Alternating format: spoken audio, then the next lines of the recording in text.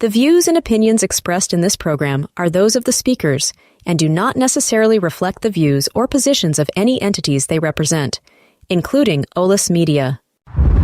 OLAS Media presents Inside the Crime Files with Anne-Marie Schubert.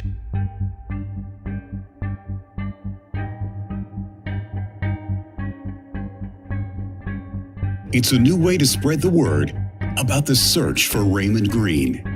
Raymond was a newborn baby when he was abducted in 1978 from his Atlanta home.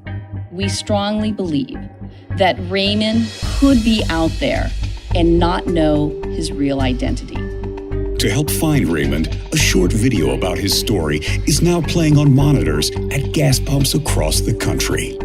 Well, thousands of children disappear in America every year, and with the assistance of the National Center for Missing and Exploited Children, law enforcement recovers a great number of these kids. But happening right now, a renewed push to find a Georgia man who was abducted years ago just after his birth. It is possible. Just a few months ago, there was a case where a baby was abducted in Fort Worth, Texas. 51 years ago, a few months ago, that baby was reunited with her family. It was a DNA match.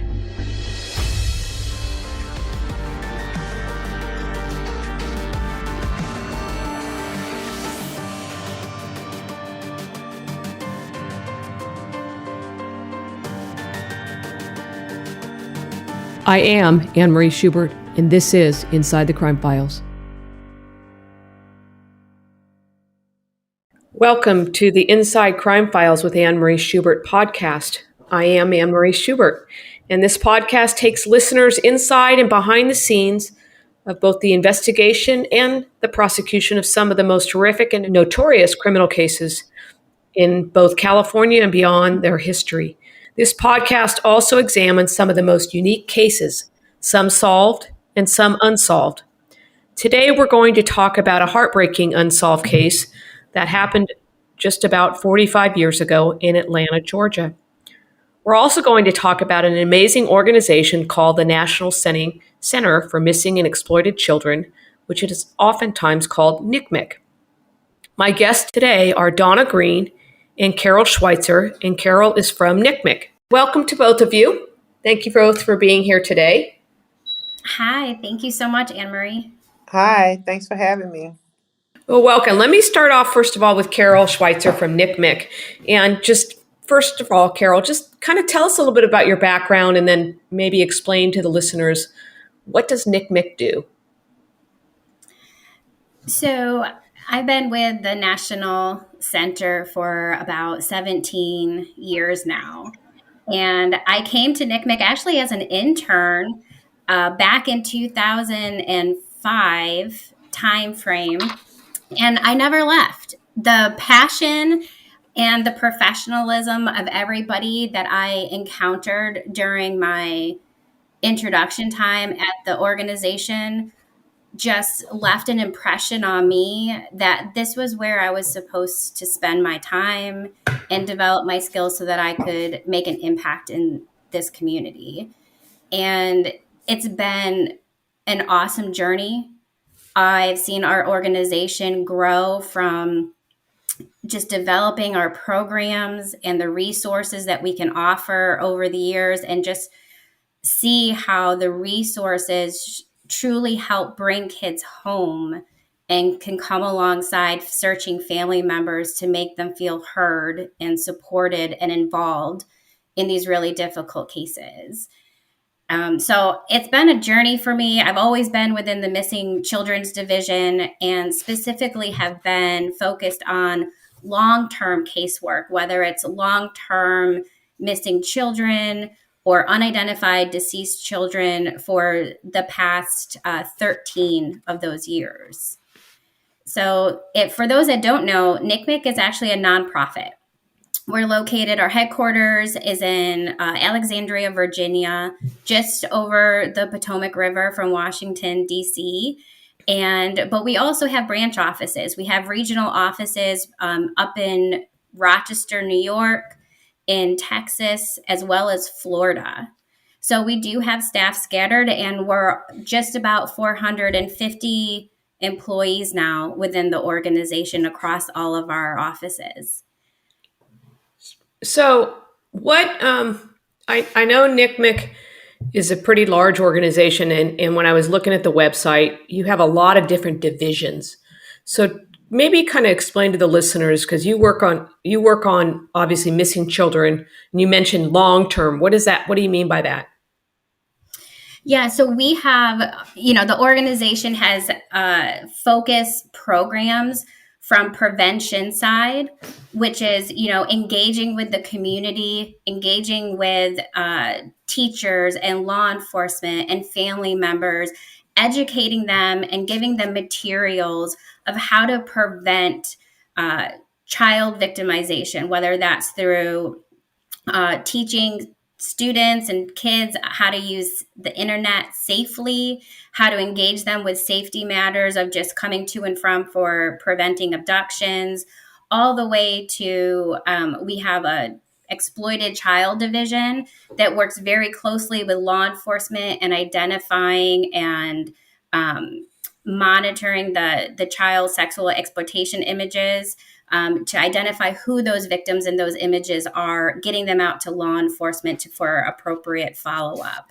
All the way to we have a training division that really focuses on training law enforcement, child welfare services, to educate them on these resources and how to help prevent and just support the kids that are involved in these situations during a missing event or an exploitation event. But we have at least 15 core programs that we are mandated to work by Congress. And then those programs are constantly growing through our private funds, to be able to do more. Within the Missing Children's Vision, Anne-Marie, you had asked what long-term is. Right. So we have cases where law enforcement can call us, during that critical event when that child immediately goes missing. They could call our 24-hour call center and say, NCMEC, we need your help. And our resources are available to law enforcement immediately. But we will continuously provide those resources until that child returns home. So whether that child returns home within a matter of hours or a matter of years or decades, we're always going to keep that case open until we can find that resolution of where that child is. And so as cases continue to advance and they continue to go longer term in the years, it takes different resources and skill set to look at those cases to understand how to come alongside law enforcement and support them. They need a different pair of eyes, a different methodology to look at them, to take them apart, to walk alongside law enforcement and provide them those right resources to help advance those cases. So we have teams that have just dedicated and learned on how to come alongside law enforcement as cases age and the kids continue to remain missing. So there's no hardcore number that says after 1 year or 10 years, it automatically becomes like a long-term case. It's not that. It's just based on the case circumstances and how that law enforcement agency is engaging with the National Center. Okay, so you're in the Forensic Services Unit, right? Yes, I am. So what is that? I mean, maybe just explain a little bit. What does that mean? And then I'm going to, because you know me, I love DNA and I believe it's the key to finding the truth. What role does DNA play in your efforts to find children and return them back home? So we have determined at NCMEC and just seen the value of the impact that biometrics in general and forensics, that field, plays on both the missing and the unidentified child casework. And so for the past 10 years, NCMEC has made a concerted effort to facilitate the collection of biometrics on all of our cases. And for biometrics at NCMEC, we're talking about DNA, dentals, and fingerprints. These can help bring kids home. Mm-hmm. There are so many times that a child goes missing, and during that missing event, they come in contact with law enforcement. But when they're engaging with that other agency, they're providing a fake name, a fake date of birth. So that agency has no idea that they're a reported child from another jurisdiction. Right. But if we have fingerprints on file, there's a really good chance that connection will be made. So as soon as we get a case, we're trying to start asking those questions of trying to facilitate if we can get these biometrics up into national databases so that they can be proactively working and searching to bring that child home. So as the case goes, as the child continues to be missing, we're pushing for that information even more. And we're looking for what family members are willing and around that we can have that conversation with to ask them about providing a DNA sample for the national DNA database, CODIS, the one that law enforcement manages. This is so critical because we're trying to do something proactive to find these kids. And if that's one thing that a family member can do to engage in their search for their missing relative, let's do it.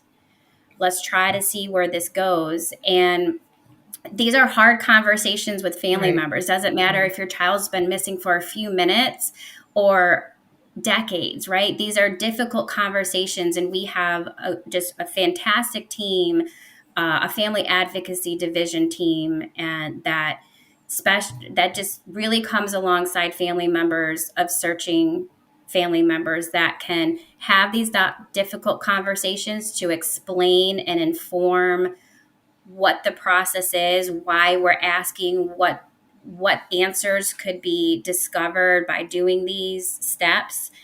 And it's just providing that support and giving them time to understand and ask questions so that they're informed when they say yes, they know what they're signing up for. Once we get whatever biometrics we can into the law enforcement databases, we are then looking at the case on a forensic side to say, what else can we do? The world of forensics is constantly changing. So reevaluating a case every 2 years definitely is relative in this day and age because technology is rapidly evolving and expanding its capability, that we want to constantly be looking at these cases to see what else can we do. And one of those great new tools is forensic genealogy. Right. And the application of it to not just, for our world at NCMEC, it's both not just on the unidentified to identify who these children are, but it's also like, wow, we could actually find some missing children alive. Right. Like, this is mind blowing, right? Like, we're like, how awesome is this? Let's do it. Yep. You know?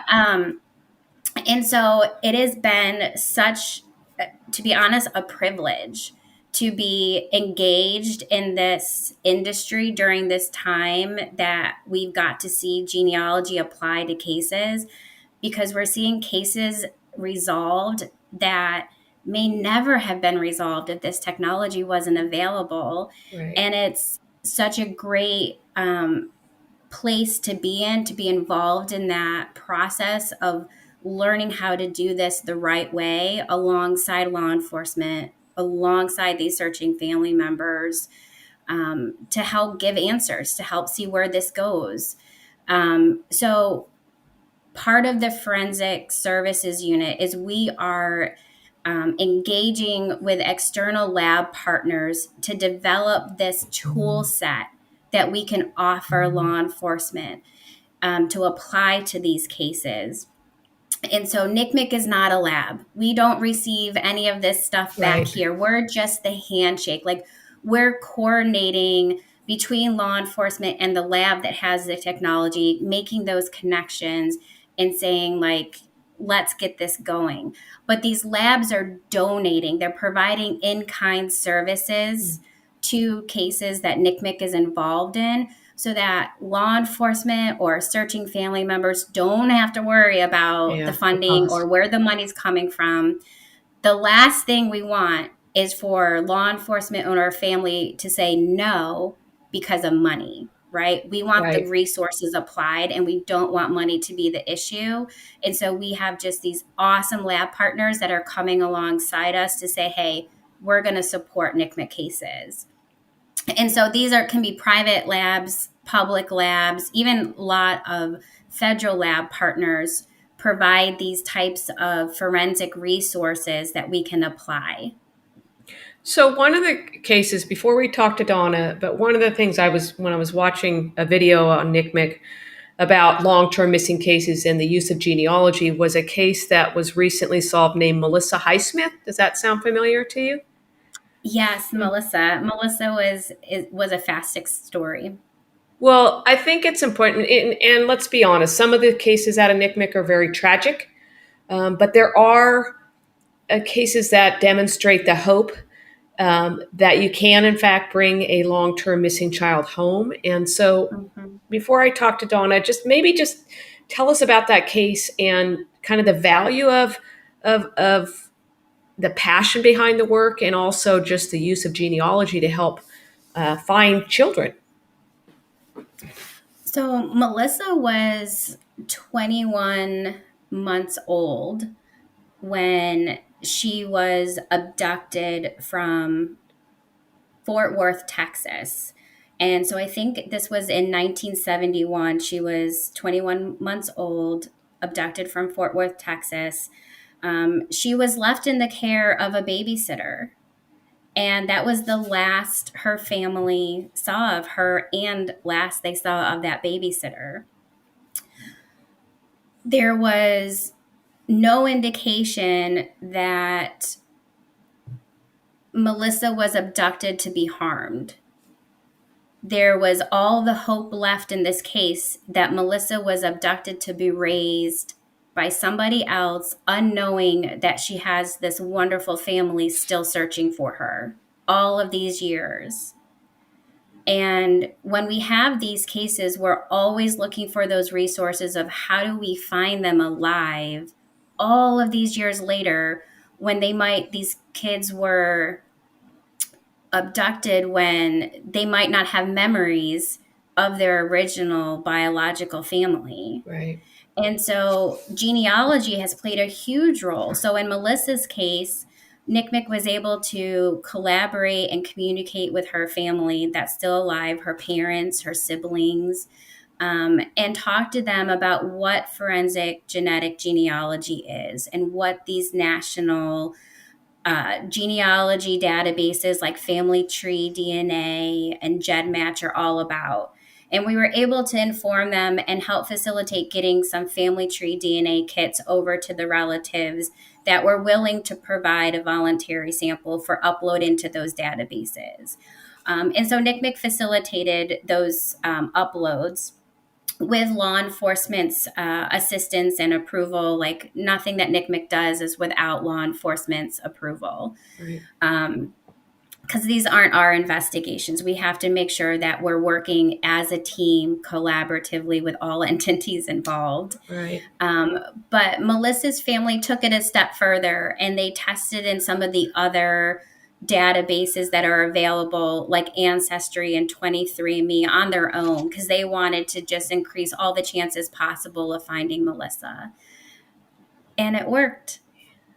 So one day they saw that match come through, and, they were able to make that connection and reach out. And after lots of phone calls and back and forth, after 51 years, they were able to be reunited. Yeah, it's an amazing story. It's powerful, right? Like, this gives so much hope. 51 years. 51 years. Yeah.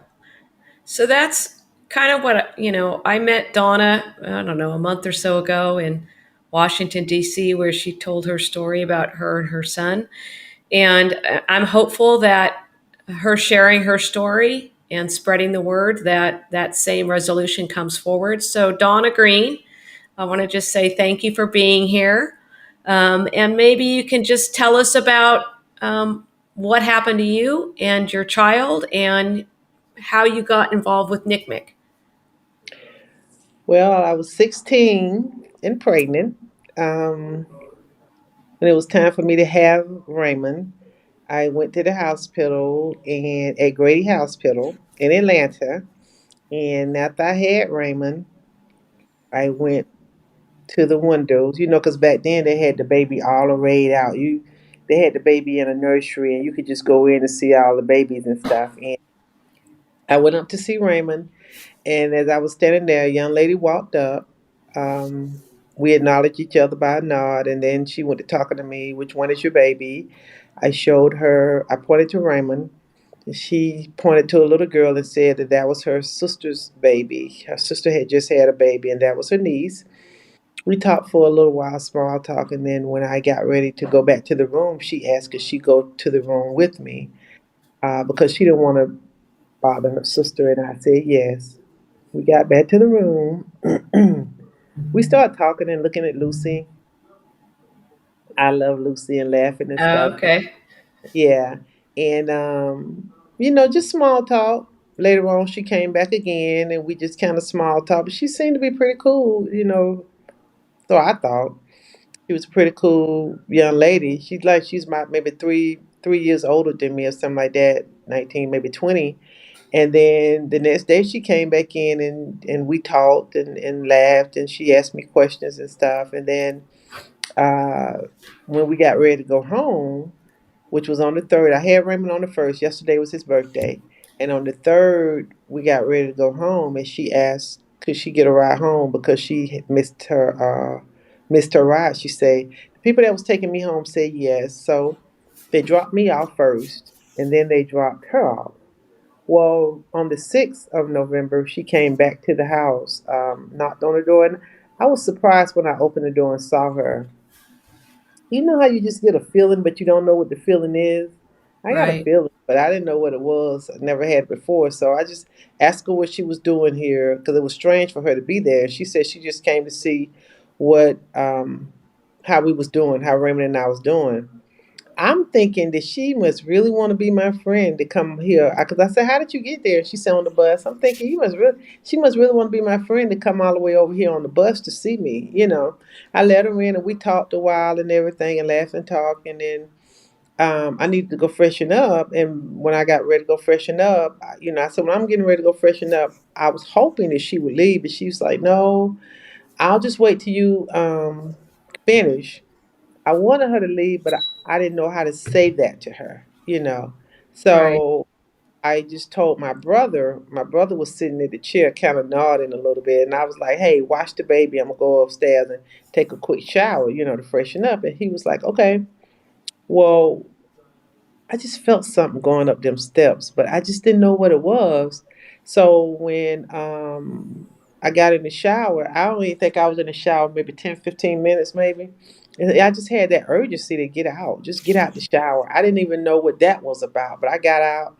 And when I came downstairs, because when you come down one set of steps, you can see where the baby was lying before you go down the other step. And I didn't see the baby there. And I think I jumped down 2 or 3 steps for just trying to get to my brother. And because I went to the door and then my brother was asleep.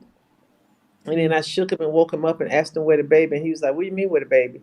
I'm like, "Where's the baby? I don't see the baby." And he was like, "Well, the baby started crying and your friend just picked him up." Well, she walked out the door with him. And that was the last time I saw Raymond. Wow. That's um that's a lot to unpack. Um, let me ask a couple questions because I think it's important that the listeners understand. So, first of all, you said yesterday was his birthday. So, how Yeah. old and how long has he been missing? Yesterday he turned 45, so he's been missing for 40. He'll be missing 45 years on the 6th. He turned 45 yesterday. Did you ever have a photograph of Raymond? Never. Nah, I didn't have any baby pictures of Emmy or anything like that. So, this woman that befriended you, maybe you can kind of just describe. First of all, did she tell you her name? She said her name was Lisa. Okay. She said her name was Lisa. And I said Lisa Morris because the baby that she pointed to that was in the daycare last name was Morris. That what was on the thing. So that's how I came up with Lisa Mars. Whether that was her, well, I'm pretty sure that wasn't her name. I don't know how much investigating the police did into that, but I'm pretty sure that probably wasn't her name. Do you have any idea if she, I mean, you don't know if she's even telling you the truth that that baby was a relative, right? Correct. Okay. Was Yeah. she, maybe describe her, white, black, Hispanic? No, she was black, kind of pecan color black, and real nice looking. Had a beautiful smile. She was just real friendly, you know. Okay. Mid height, maybe about 5'7", maybe. Slender.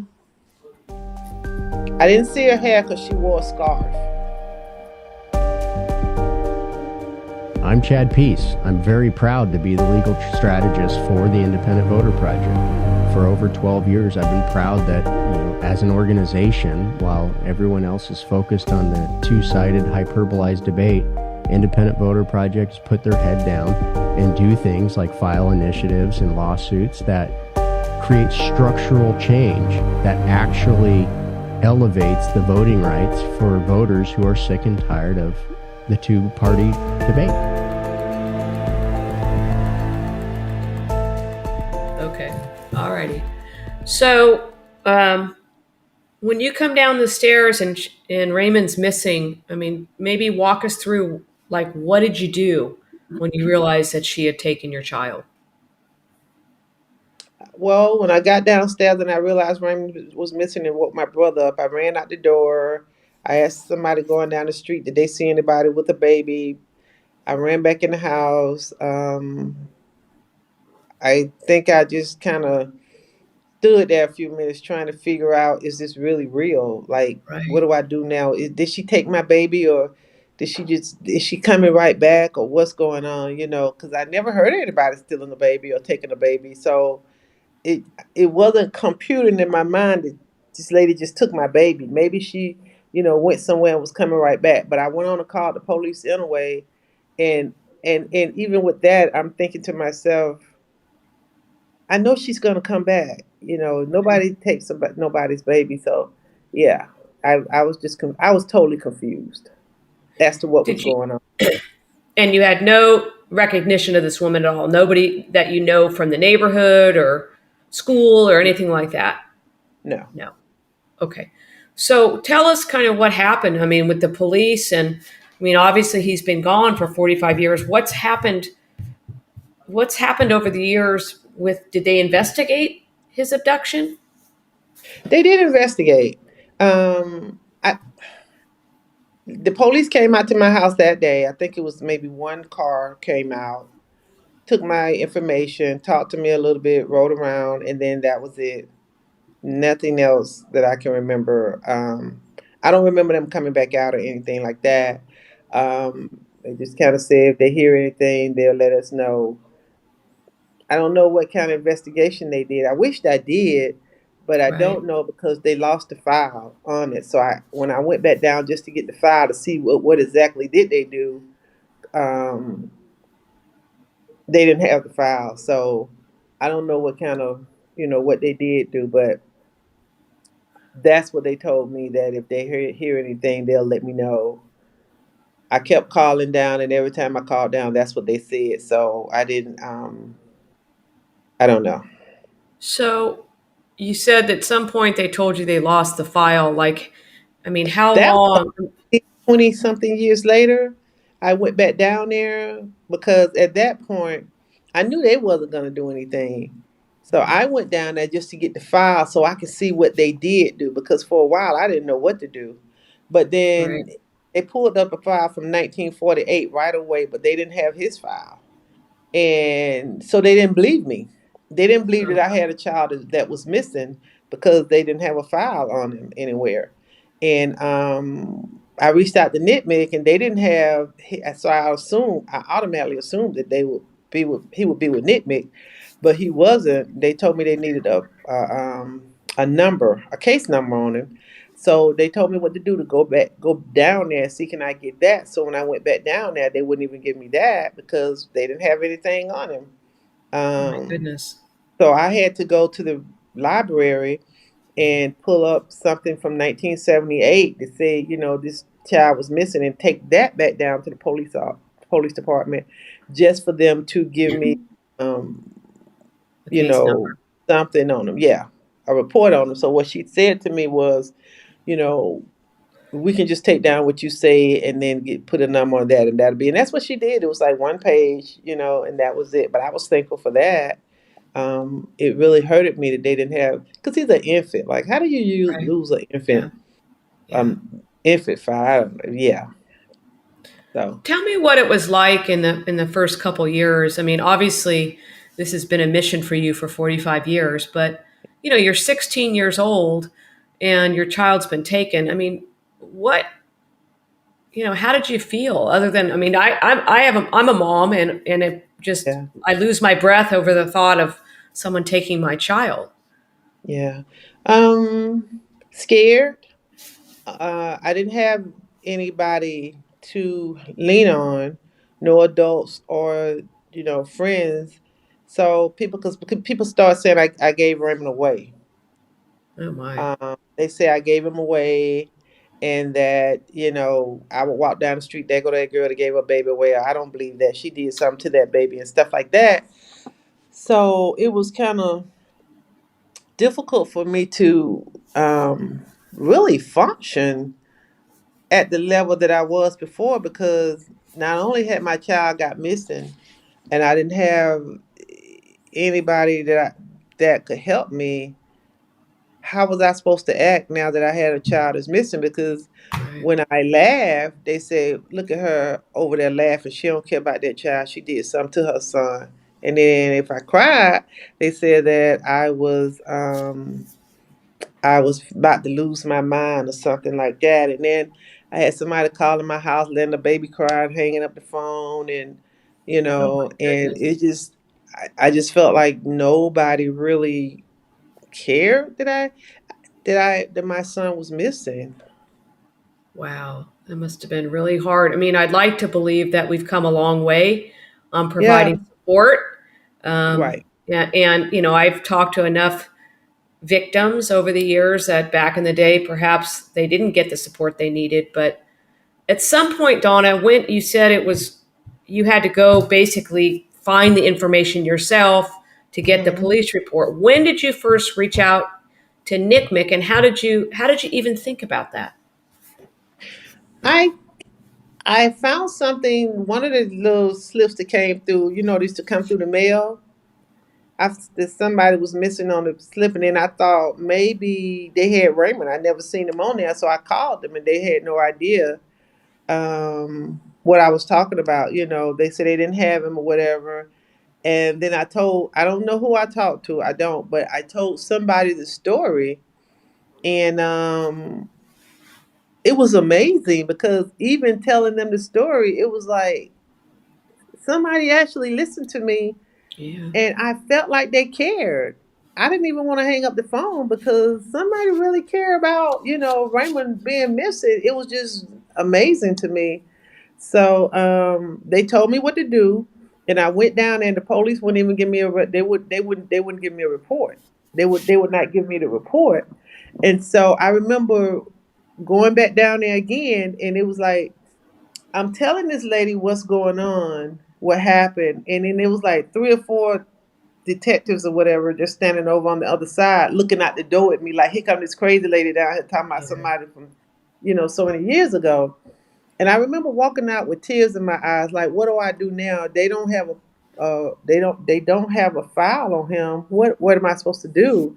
And then I called Nick Mick back, and she said, do not let them do that. Go back down there.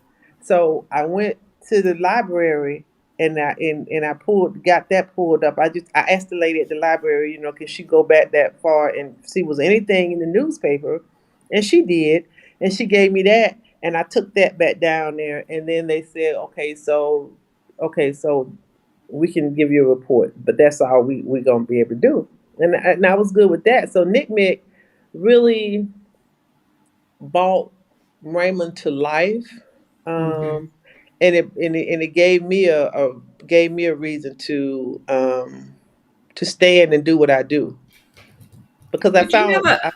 strength having Nick Mick on my side. I found my strength. Right. Did you have a birth certificate for Raymond? I did. Okay, so even having that, it still wasn't enough for the police report to be generated. You had to go find a newspaper article showing it. I had to prove that he was missing. Okay. The news, the person was going to prove that. Yeah. The newspaper proved that he was missing. So that's what I took down there. Was and you can tell me this is none of my business, so please do. But was the biological father involved at all? Yeah. Okay. Did he know that Raymond was missing? Mm-hmm. Okay. We were still together, but I think he was a little bit more so on that side of. He did tell me that he don't think I did anything, but he thought I was too trusting. The reason why our son isn't there is because he thought I trust people too much. I was too trusting. I was too nice. Well, you might be nice. You might be trusting, but this woman took your baby. That's the bottom line, right? Yeah. Right. So, Carol, let me ask you this. When did, if you remember, when did Nick Mick, what year did Nick Mick get involved in Donna's case, Raymond's case?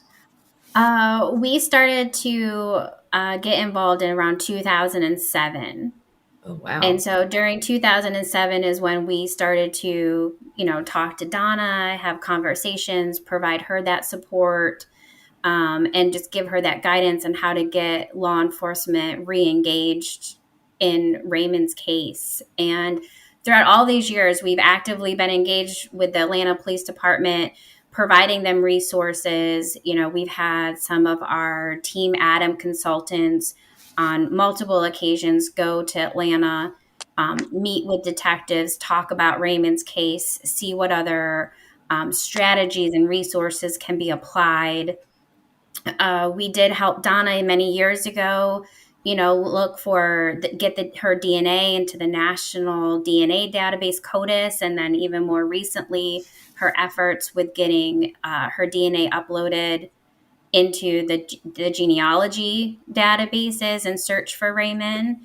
And, with all the leads that have come in over the years, we have a whole team of analysts that dive into those leads and see, if there's validity behind them or not before they even go to law enforcement. And we've been able to work with Donna. She's provided some great family reference photographs.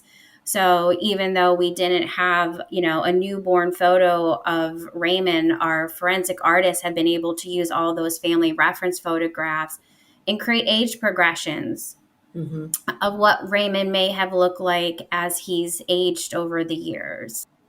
Is that based upon, since you don't have a photograph of him, how did you use the DNA to do an age progression, or how did you develop that?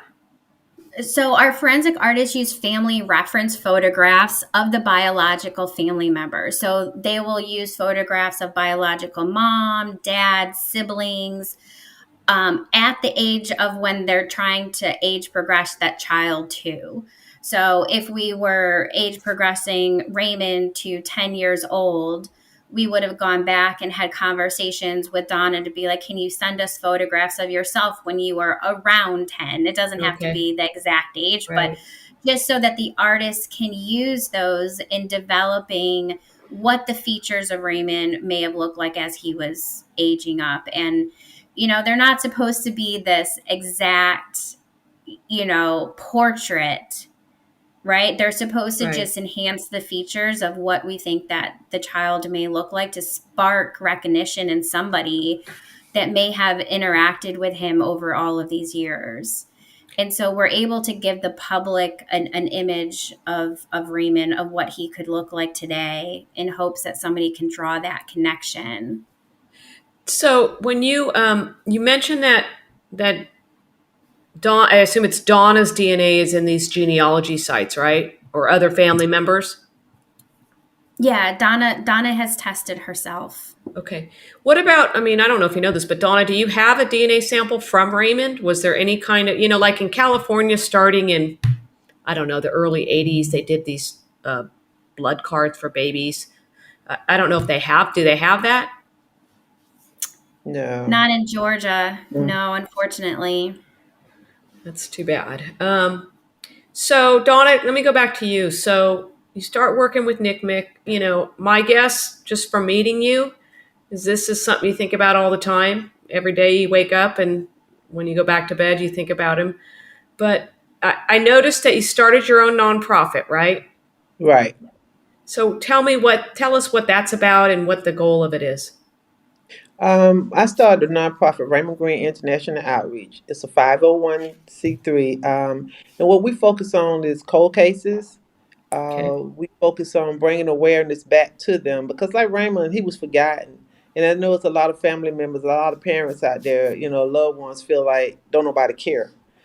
So what we do is we find those parents, those loved ones, and like we went to Augusta, the Millbrook twins. We went up there and we spotlighted that case.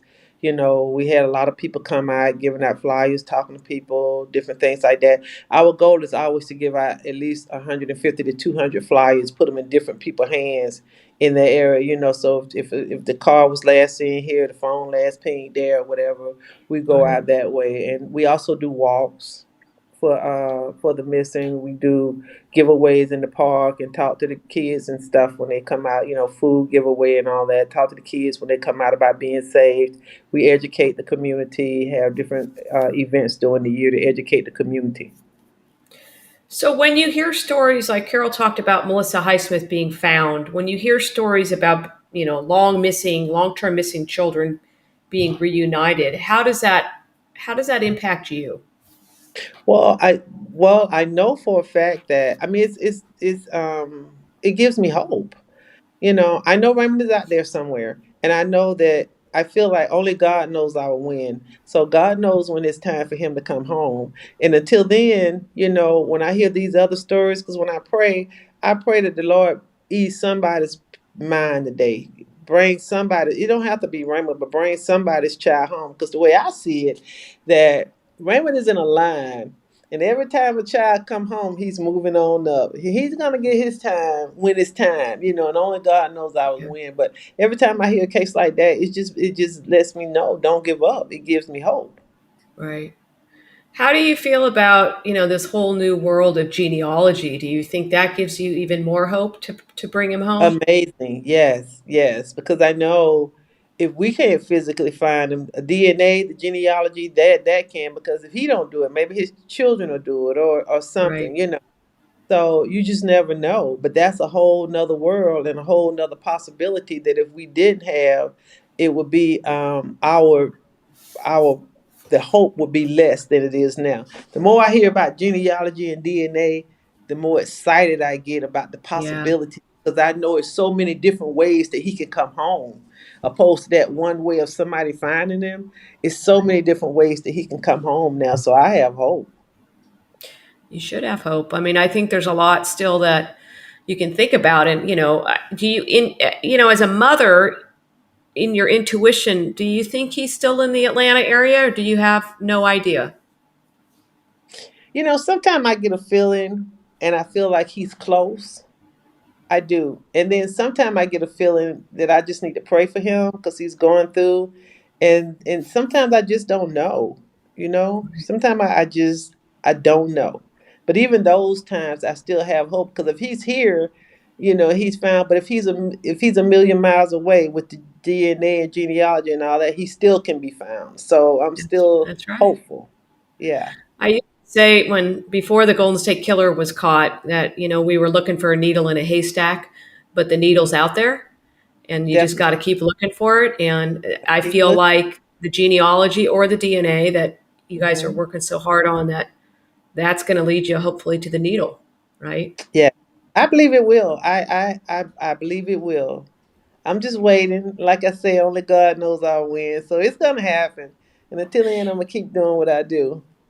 One of the things when I met you a month or so ago, you were talking to a room full of cops and about your story. And one of the things that really impacted me is you said, we're all different. We all have one thing in common. We're all part of the human race, right? So I think that it's such an important story that I think anybody that hears it, Donna, wants to help. And Carol, let me go back to you. I mean, NCMEC is, it's just an amazing organization, but you guys have done some extraordinary work on Donna's case, even recently with some of these public service campaigns, right? And maybe you can tell the listeners kind of so that they can watch when they go fill up their gas tanks, Yeah, so one of the amazing opportunities that we have is we have a relationship with Gas Station TV, and our communications team was able to get Raymond's latest age progression image featured on Gas Station TVs across the entire United States in every single state. And that was for an extended period of time. So anybody filling up their gas tanks could see these images and, get more information on Raymond's story. And so we're constantly trying to find ways to reach a broad audience, whether it's through Gas Station TV or it's through social media, to get eyes on not just his images, but his story, right? Because that's the one thing that we want people to understand is, a lot of people always say like, oh, these are so sad stories. We want you to talk about them with your friends, talk about them at work. Like, they don't have to be sad ending stories. Like, talking about Raymond gives people hope, right? We're charging the public out there, find Raymond, right? Help us find Raymond. They can do something by talking about his story, sharing his image on social media, submitting their DNA to a genealogy site. Like, there are things that every single person can do to help find Raymond. Right. And, so we just want people to talk, to share, to keep their eyes open, and don't hesitate. If you think that you have any information, however irrelevant or unsure that they could be, we want them to pick up the phone and call NCMEC or call Atlanta Police Department. We want to know what they think they know, right? Because any small little thread, like you said, that needle, right, it's out there and it's only going to take one phone call. Absolutely. Donna, I mean, if you had a wish for today in terms of what people take away from this podcast, just listening, what do you want it to be? Well, go get a DNA test.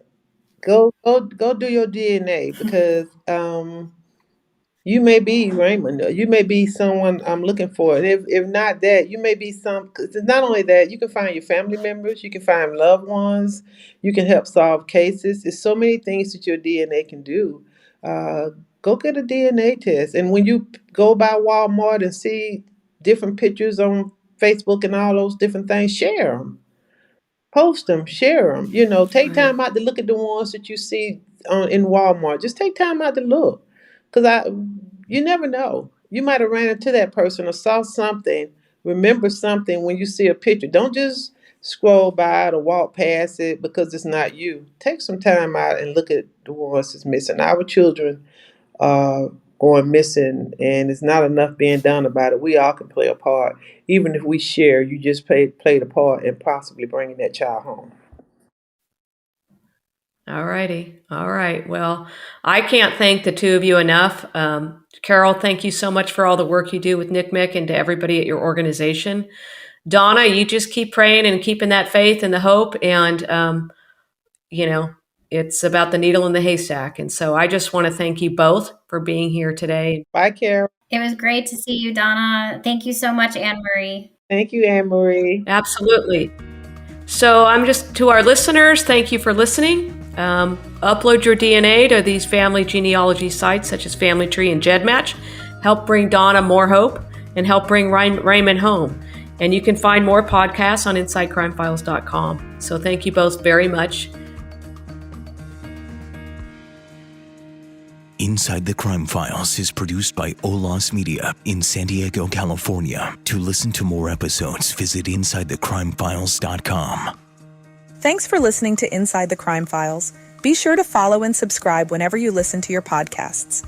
To read the blog associated with this episode, visit olasmedia.com. This episode was produced in studios located in San Diego, California. Lena Alvarez is co-producer. Serving as executive producer and co-founder is JC Polk, and Chad Peace is president and co-founder. OLAS Media is an IVC media company. OLAS Media.